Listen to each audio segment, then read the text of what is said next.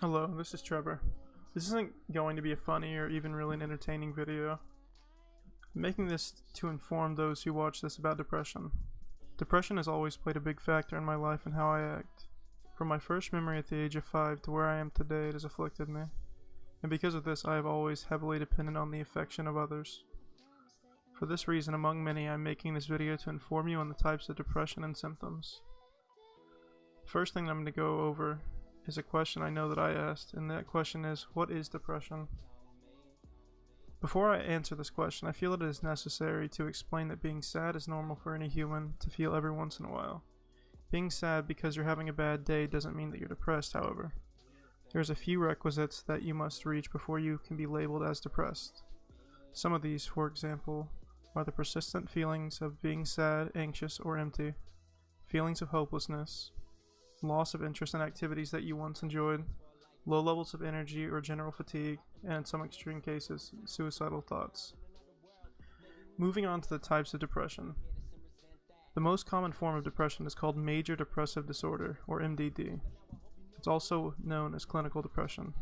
Around 7% of the Earth's population suffers from MDD throughout their life. This can cause the person affected to feel a sad or empty feeling. One of the requisites for a person to be diagnosed with MDD is the feelings I listed before to last for a length of time happening for at least 2 weeks. Not all types or not all causes for MDD are the same, however.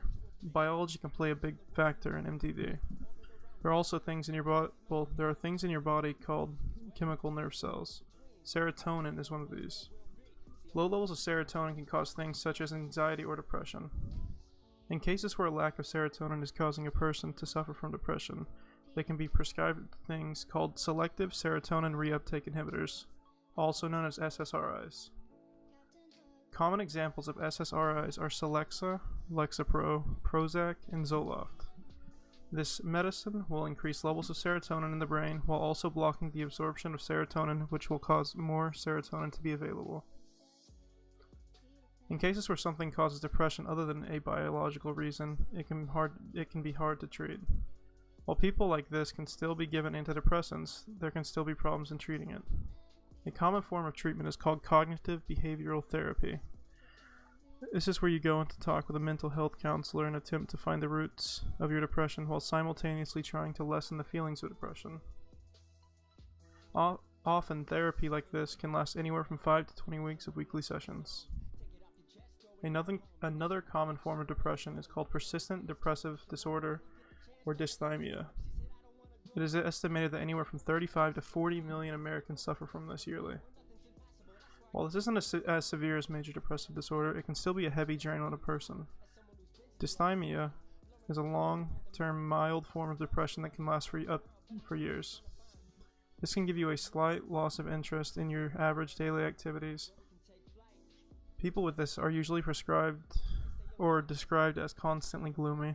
This usually is treated with a prescription of antidepressants. The last form of depression that I'm going to go over is called seasonal affective disorder, also known as SAD, S-A-D.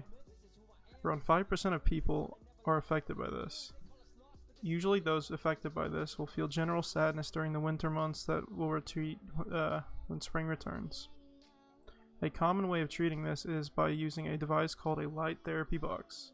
Light therapy boxes put off a strong amount of light and heat that can be equivalent to the feelings of a nice summer day.